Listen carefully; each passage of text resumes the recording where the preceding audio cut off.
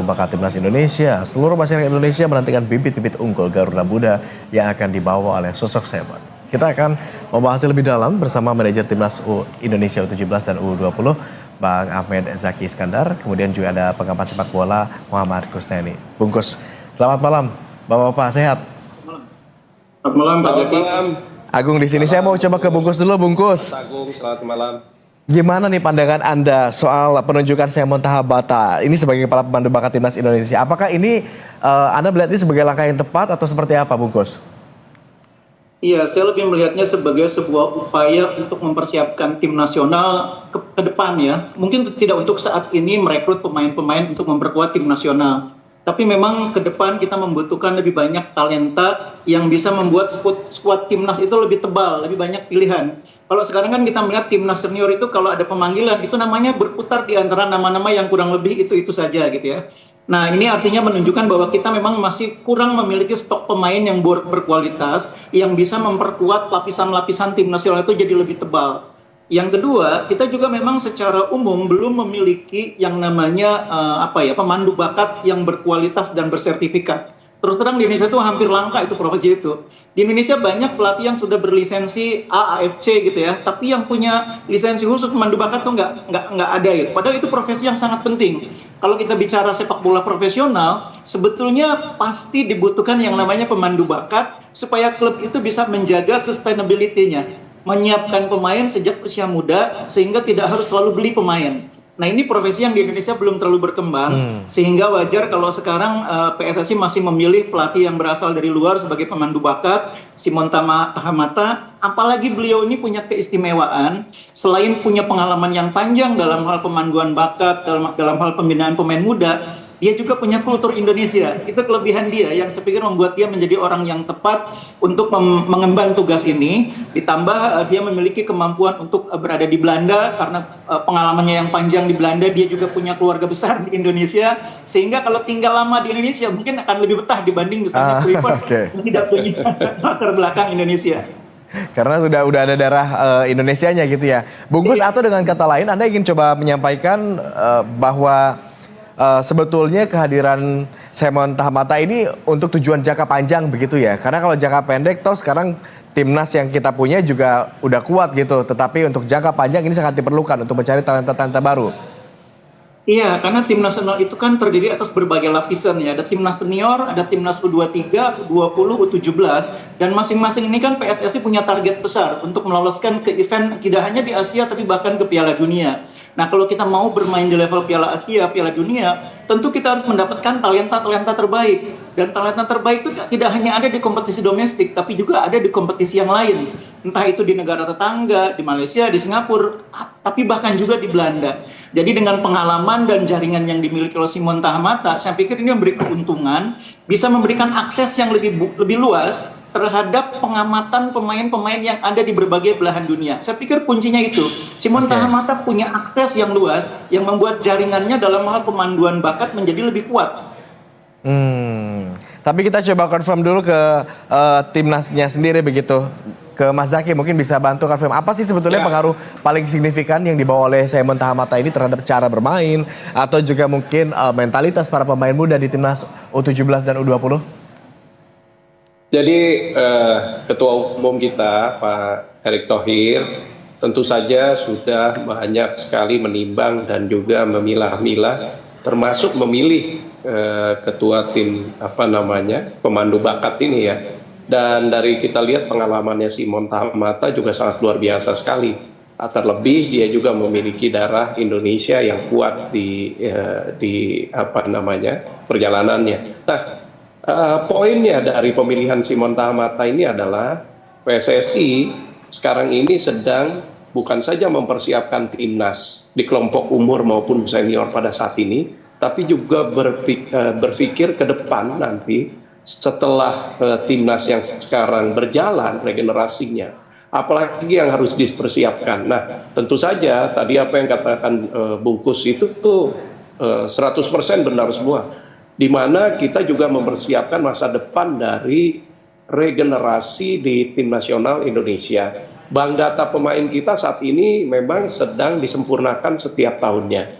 dari bank data ini nanti kita juga akan serahkan kepada Simon untuk dia melihat dan juga bisa memilih, kemudian mengakomodir talenta-talenta baik yang ada di dalam negeri terlebih dahulu maupun diaspora yang ada di luar sana. Nah, dengan keahlian dan pengalamannya Simon, tentu saja kami berharap talenta-talenta yang dipilih dan dipersiapkan untuk seluruh jenjang kelompok umur nantinya, mungkin mulai dari U15, 16, 17, terus sampai ke senior, kita punya stok pemain yang nanti lebih banyak dan lebih tebal lagi untuk kita persiapkan menjadi skuad tim nasional Indonesia kita. Jadi pilihan-pilihan itu nanti kepada seluruh pelatih timnas, baik yang dari senior maupun yang kelompok umur, itu akan banyak, dan variasinya yang kita harapkan juga nanti tentu saja akan mempermudah para pelatih ini untuk memilih. Jadi sekarang ini mudah-mudahan harapan kita kepada Simon, ya, pilihan-pilihan atau berdasarkan pengalaman dia, pilihan-pilihan itu bisa mempercepat regenerasi di Indonesia. Memang baru bekerja, dan kita lihat nanti, apalagi kalau di kelompok umur, nanti kan juga peran mental para pemain ini, membangun mental para pemain, dan juga mempersiapkan program jangka panjang mereka, itu akan menjadi sangat krusial sekali. Mudah-mudahan kehadiran Simon ini bisa membantu, dan juga pengalaman, ahli experience kepada para pemandu bakat di Indonesia. Dan mudah-mudahan ini banyak berguna sekali buat perkembangan sepak bola kita. Yang diharapkan ini bisa Itu jadi ada satu. transfer knowledge, transfer experience begitu ya, dari luar ke dalam. Betul, transfer knowledge, betul. Apalagi kita lihat pengalaman panjang Simon kan, dan dia sangat dihormati sekali di Belanda maupun di Eropa. Oke, saya kembali ke Bungkus. Tadi Bungkus juga menyebutkan kalau Simon ini jejaringnya luas, begitu, pengamatannya mendunia begitu. Selain jejaring yang luas, pengamatan yang luas begitu, kalau kita coba lihat rekam jejak Simon, termasuk juga pengalaman Simon Tahamata, ini apa sih nilai lebih yang kira-kira bisa ia bawa dalam pencarian dan pengembangan bakat bertalenta di tanah air begitu, supaya tujuan yang tadi Mas Zaki sampaikan bisa ada transfer knowledge, transfer experience ini terlaksana dengan baik. Iya, jadi melihat potensi pemain itu berbeda dengan ketika seorang pelatih membangun strategi untuk tim ya. Melihat pemain potensinya di usia muda itu sangat berbeda. Ilmunya sangat berbeda dengan seorang pelatih menangani katakanlah klub Liga 1. Nah, karena itu memang dibutuhkan pelatih-pelatih yang paham tentang pembinaan usia muda. Nah, Simon Tahamata ini kan punya pengalaman menangani tim-tim akademi sepanjang karirnya. Itu yang membuat dia terbiasa dengan cara memandang, mengamati pemain usia muda. Pelatih hebat seperti Mourinho belum tentu bagus dalam menilai potensi pemain usia muda. Itu beda. Pelatih usia muda itu memiliki karakteristik tertentu dalam hal ini, terutama psikologis ya.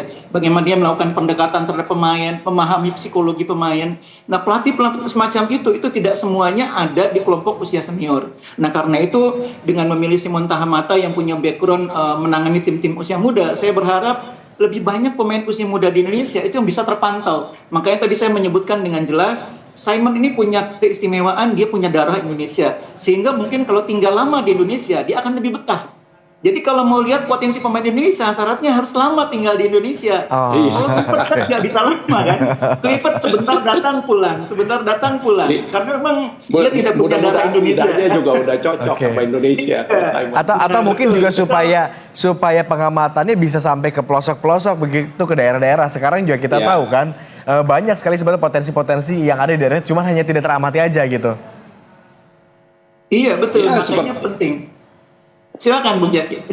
Ya, Mas Jaki, memang apalagi sekarang kita mempersiapkan U17 ya, akan melaksanakan seleksi lagi dalam rangka persiapan ke Piala Dunia di bulan November nanti. Tentu saja ini harapan yang langkah pertama yang kita harapkan dari Simon untuk ikut berperan dalam menseleksi para atlet-atlet kita, calon para pemain di U17 World Cup ini. Nah, tadi seperti pengamatan Bungkus, pengalaman panjang Simon di kelompok umur tentu akan mempermudah Coach Nova nantinya ya dalam rangka memilih para pemain-pemain. Apalagi Piala Dunia ini kan juga tidak mudah nih mental untuk para pemain U17 kita yang rata-rata berumur 16 tahun nantinya. Dan setelah itu juga kita harus mempersiapkan lagi squad untuk U17 tahun depan. Berikutnya dengan U20-nya.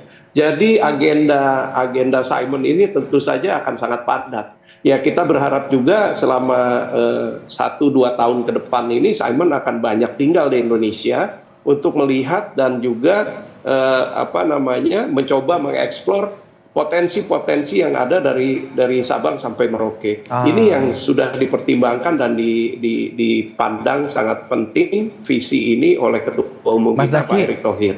Jadi tapi PSSI bukan cuma sekedar ini aja, tapi juga bagaimana visi kedepannya timnas kita. Ya, Mas Agung gimana? PSSI sendiri tuh punya data-data nggak sih soal mungkin ada data pemain sepak bola di seluruh Indonesia yang mungkin dari wilayah-wilayah tertentu yang di pelosok begitu yang kira-kira bakal potensial sehingga nanti inilah yang menjadi sasarannya Simon nanti?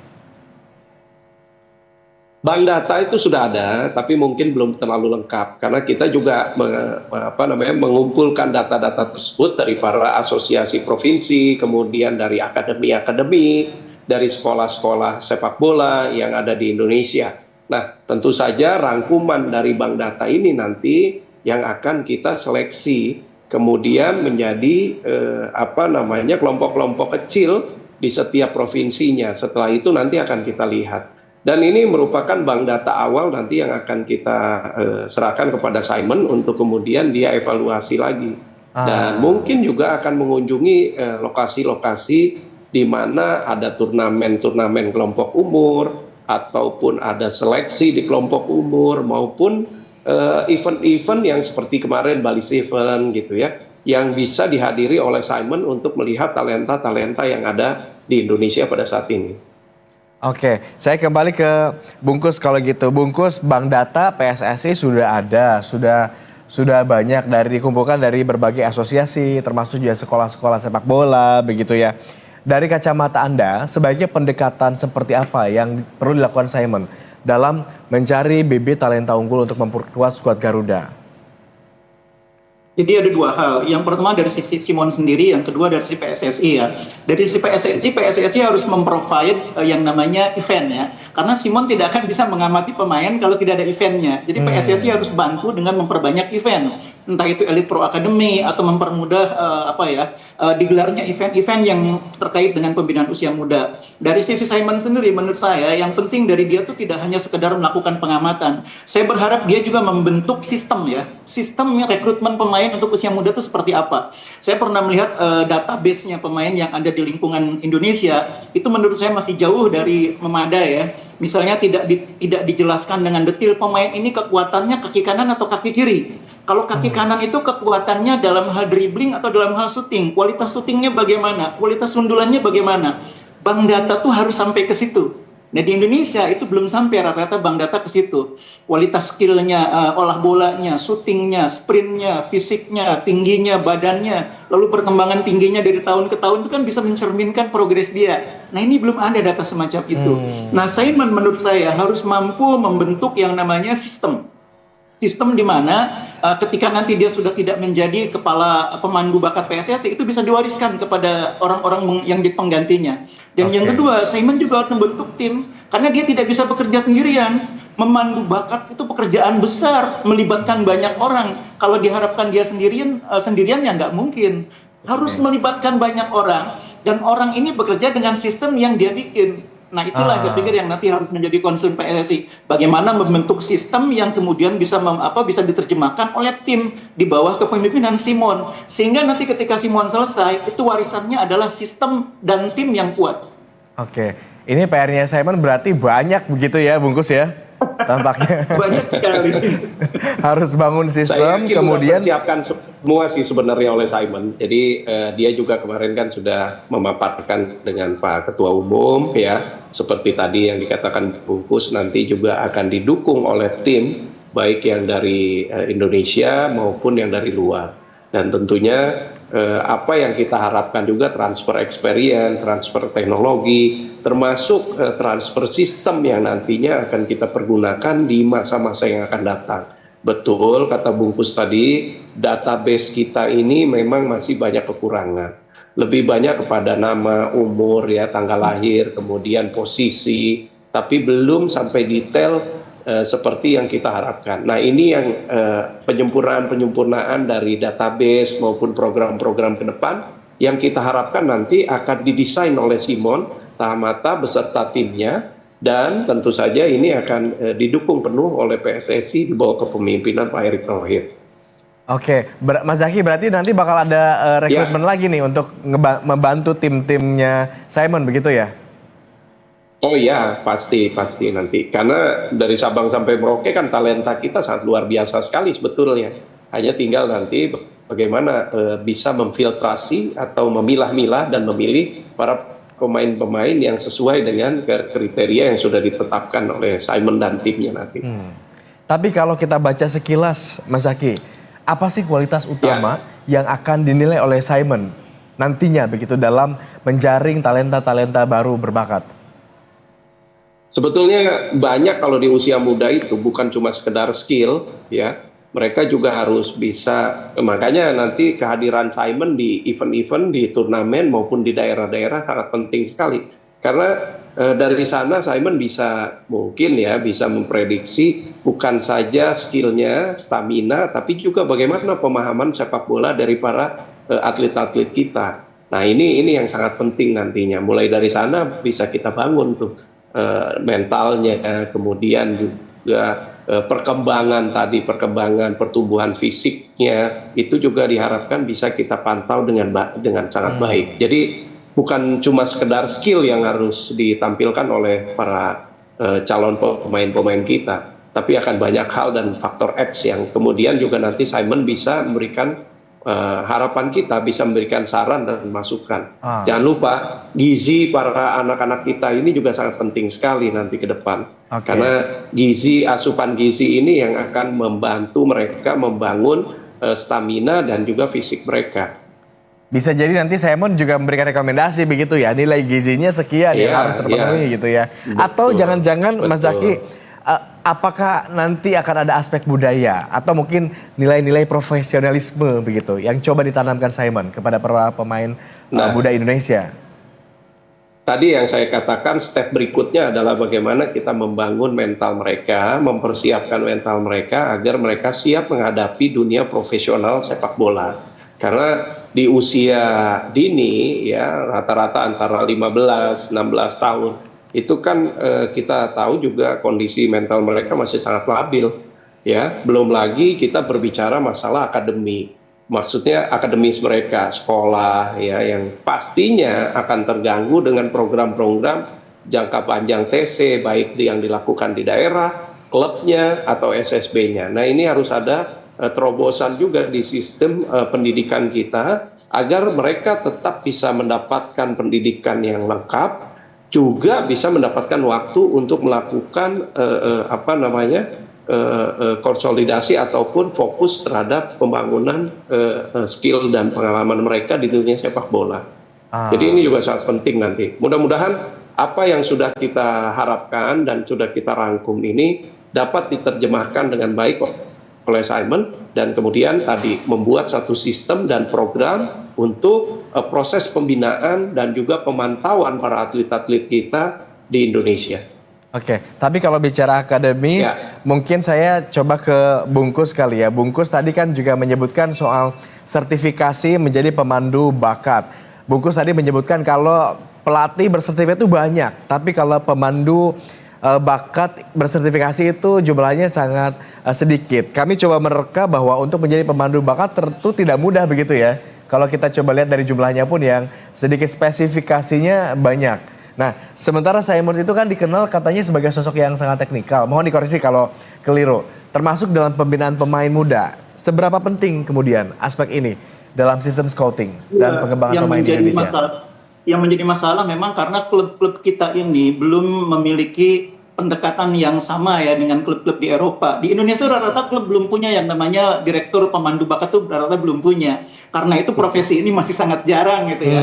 Itu sebabnya makanya di Indonesia Simon tidak akan mudah mendapatkan orang yang bisa membantu dia untuk pekerjaannya. Karena itu mungkin masih akan melihat kita beberapa pendamping Simon ini mungkin nanti akan berasal dari Belanda. Cuma satu hal yang tidak boleh dilupakan begini, yang namanya direktur pemandu bakat itu sangat terkait kerjanya dengan direktur teknik timnas sepak bola Indonesia. Karena ketika seorang direktur teknik melaksanakan pekerjaannya, basisnya adalah filosofi sepak bolanya. Yang mau dipakai itu apa? Filosofi sepak bola Indonesia, Villanesia, atau mungkin direktur teknik punya pendekatan yang baru, filosofi yang berbeda. Nah, mudah-mudahan ini juga direktur teknik ini segera di PSSI punya, supaya Simon ini bekerjanya itu tersinkronisasi atau terkorelasi dengan filosofi sepak bola Indonesia.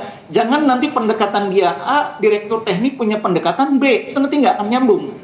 Jadi Simon ini bekerja, salah satunya itu bertanggung jawab kepada direktur teknik, yang akan menjadi orang yang memberikan arahan terhadap filosofi sepak bola Indonesia ke depan seperti apa. Nah, dari filosofi itulah Simon kemudian menetapkan rekrutmennya seperti apa, pemain seperti apa yang dibutuhkan, sistemnya akan seperti apa. Makanya ini kita nggak bisa bekerja sepotong-sepotong sebetulnya, harus bekerja satu kesatuan yang utuh. Indonesia masih membutuhkan direktur teknik yang saat ini bisa dibilang belum ada. Nah, kalau itu bisa segera diadakan, jauh lebih baik bagi PSSI, karena akan membuat sinkronisasinya sangat baik antara direktur teknik, pelatih kepala tim nasional, pelatih-pelatih tim nasional kelompok usia, sampai direktur pemanduan bakat atau ketua tim pemandu bakat. Jadi memang tidak bisa kerja sendiri-sendiri. Oke, mungkin nggak itu segera dianggarkan, Mas Zaki? Adakah wacana ke sana begitu kita membentuk juga tim teknis gitu? Sabar, PSSI sudah mempersiapkan semua langkah-langkahnya. Perlahan-lahan gitu ya? Benar tadi. Perlahan-lahan, betul. Bukan perlahan-lahan sih, tahapan-tahapannya kan sekarang sedang disusun semuanya. Puzzle-puzzle tadi seperti direktur teknik ya. Ini juga yang ditegaskan kepada seluruh klub sepak bola di Indonesia, baik Liga 1 sampai Liga 4 nanti harus juga memiliki direktur-direktur tekniknya di masing-masing klub. Direktur teknik inilah yang nanti akan merancang seluruh proses program-program pembinaan dari awal akademi yang ada di klub-klub tersebut. Nah, ini yang nanti juga akan sinkron, harus tersinkronisasi dengan direktur teknik yang ada di PSSI. Maka dari itu, tahapan-tahapan ini semuanya sedang dirangkum dan juga direncanakan, termasuk dilaksanakan oleh PSSI. Kita berharap ke depan itu program-program seleksi, ya, mulai dari program pembinaannya, kemudian seleksinya, itu bisa berjalan secara reguler ya dan terpantau secara sistematis agar aset-aset pemain sepak bola kita ini benar-benar punya data lengkap ya, bank datanya dan lain sebagainya, di mana bukan saja timnas yang bisa mempergunakan tapi juga klub-klub sepak bola, di mana Elite Pro-nya ini kan juga banyak nih pemandu-pemandu bakat yang sekarang dalam tanda kutip saya katakan pemandu bakat lokal lah ya, yang kemudian memberikan supply kepada akademi-akademi Elite Pro di klub-klub di Indonesia. Ini yang terjadi sekarang. Jadi mudah-mudahan semua ini bisa secara sistematis didesain oleh PSSI agar ke depan program pembinaan PSSI ini juga bisa dirasakan dan marwah dari kegiatan PSSI ini benar-benar bisa membangun sepak bola Indonesia dengan baik. Oke, gitu, Mas. Jadi termasuk juga yang diaspora nih, ini yang paling sering sekali kan, diaspora ini banyak sekali begitu masukan, informasi ya, tapi kan kita nggak tahu kualitas mereka di luar. Nah, mudah-mudahan dengan keberadaan Simon ini, diaspora yang berada di luar ya, calon-calon pemain kita ini bisa terseleksi dengan baik gitu. Jadi nggak semata-mata karena bermain di luar terus harus menjadi anggota timnas, nggak begitu. Maka dari itu sangat penting sekali. Tetap mesti ada seleksi ya. Bakat mesti ada seleksi dan juga ada kriteria yang memang sudah ditetapkan sebagai standar kita sebagai pemain nasional nantinya. Baik di kelompok umur apalagi di senior. Mas Zaki, gitu, tapi sejauh ini gimana sih respon dari para pemain terkait kehadiran Simon Tahamata ini? Kalau dari para pemain, saya pikir mereka juga melihat ada peluang bahwa seleksi nanti ini akan berjalan dengan sangat terbuka, transparan dan profesional ya, dan lebih mengedepankan seleksi yang murni benar-benar gitu. Jadi mohon maaf nih, nggak ada titipan ordal-ordal lagi ya, anak emas dan lain sebagainya. Semua berdasarkan dengan pantauan dan kriteria dari tim pemandu bakat ini. Artinya jadi, para pemain justru sekarang semakin fokus, semakin berjiwa kompetitif begitu ya, berlatih sungguh-sungguh. Betul, dan mereka punya target, punya semangat bahwa mereka harus selalu meningkatkan kemampuan mereka setiap saatnya. Karena dengan begitu tidak mungkin mereka akan terpantau kalau mereka tidak melakukan pembenahan terhadap diri mereka sendiri. Nah, ini yang sangat penting sekali nanti ke depan. Oke, saya ke Bungkus kalau gitu. Menarik tadi apa yang dikatakan oleh Mas Zaky, tidak akan ada lagi titipan, sekarang para pemain justru semakin semangat berlatih dengan sungguh-sungguh karena kompetitif sekarang begitu ya. Seleksi akan tetap ada dengan cara yang sangat profesional. Di tangannya Simon nanti begitu.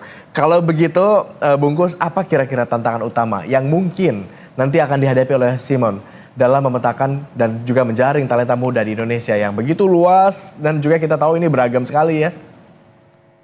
Iya, tantangan terbesar nomor satu dia harus betah di Indonesia itu. Nomor satu ya. Untuk dalam waktu di Indonesia untuk melihat berbagai event, melihat banyak pemain ya. Dan yang kedua menurut saya kehadiran Simon ini mudah-mudahan bisa meningkatkan integritas tim nasional kelompok umur ya. Saat ini kita ketahui lah bahwa yang namanya tim nasional kelompok umur itu selalu dalam tanda kutip dicurigai integritas seleksinya. Selalu ada dugaan bahwa pemain ini masuk karena ini, pemain itu masuk karena itu. Jadi integritas tim nasional kelompok umur itu memang seringkali dipertanyakan. Nah, kehadiran Simon mudah-mudahan bisa membuat integritas tim nasional kelompok umur itu lebih kuat gitu ya. Dan di sisi yang lain, yang ketiga, mudah-mudahan kehadiran Simon juga mempermudah tugas pelatih di timnas kelompok umur. Karena mereka sekarang ada yang membantu melihat. Sekarang ini kan kalau pelatih timnas kelompok umur kerjanya double, menangani tim juga, memantau juga. Padahal tugas memantau itu bukan tugasnya dia. Tugasnya dia itu melatih timnas kelompok umur itu. Nah, sekarang tapi ngomong-ngomong Bungkus, kenapa Bungkus nih kedengerannya kayak pesimis gitu, Simon bakal lama-lama di Indonesia gitu?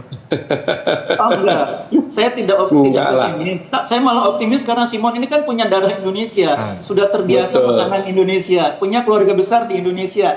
Kan itu yang saya bilang berbeda dengan Clifford. Simon itu punya darah Indonesia, lebih terbiasa dengan makanan Indonesia, bahkan bisa berbahasa Indonesia. Itu yang membedakan dia dengan Clifford yang saat ini bisa dibilang cukup jarang berada di Indonesia. Oke, Mas Zaky kalau gitu, gimana kira-kira Simon bisa nantinya berkolaborasi dengan pelatih lokal agar ada satu kesepahaman mengenai bibit-bibit baru yang akan direkrut. Termasuk ya tadi Anda menyebutkan juga sebetulnya pemandu bakat di daerah-daerah juga ada tapi dalam tanda petik begitu yang mengamati gitu. Gimana? Ya.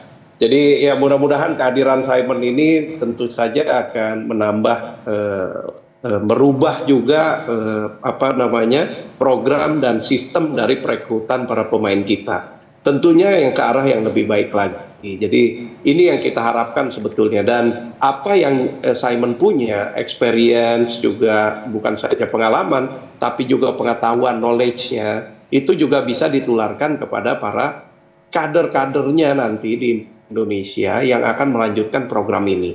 Jadi semangat terus, kita optimis bahwa PSSI sekarang ini sedang membangun dunia sepak bola Indonesia secara komprehensif, dan tentu saja integritas semuanya ini juga dipertaruhkan. Maka dari itu ke depan kita juga berharap dengan kehadiran Simon ini para pelatih kita lagi tidak dipusingkan dengan mencari bibit-bibit tadi. Jadi nggak double job lagi gitu ya pelatih-pelatih nanti?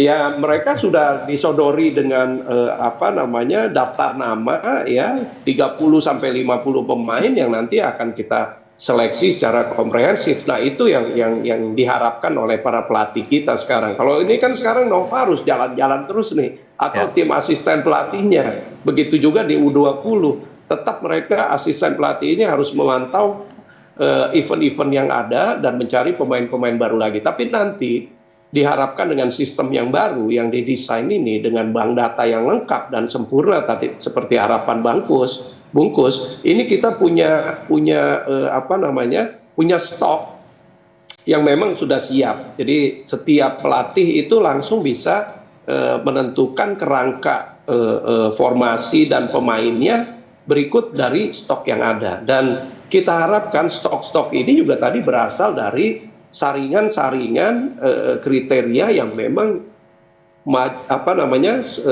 masuk sebagai standar pemain nasional kita. Nah ini walaupun dia berasal dari pojok Indonesia, diaspora gitu ya, atau bahkan juga berasal dari, mohon maaf, petinggi-petinggi kalau anaknya memang qualified sebagai pemain, petinggi-petinggi klub gitu ya yang punya SSB. Kalau memang anaknya punya talent, punya skill dan punya kemampuan sesuai dengan standar pemain timnas, kenapa tidak gitu.